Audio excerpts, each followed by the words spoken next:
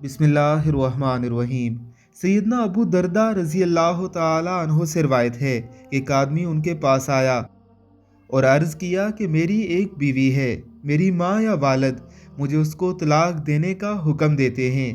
सैयदना अबू दरदा ने फरमाया कि मैंने रसूलुल्लाह सल्लल्लाहु अलैहि वसल्लम से सुना, आपने फरमाया कि बाप जन्नत का दरमियाना दरवाज़ा है, लिहाजा अब तेरी मर्ज़ी है उसे ज़ाया कर या महफूज रख।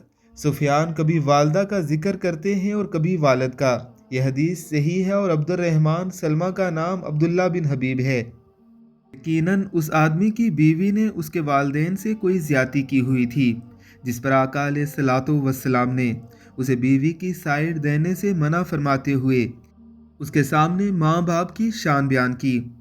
उलमाए कराम फरमाते हैं कि वालिदैन के कहने पर बीवी से कोई ज़्यादती नहीं होनी चाहिए और ना ही बीवी के कहने पर वालिदैन से किसी किस्म का गलत रवैया रखा जाना चाहिए। अल्लाह रब्बुल इज़्ज़त की ज़ात हम सबको समझने की तौफीक अता फरमाए। आमीन सुम आमीन।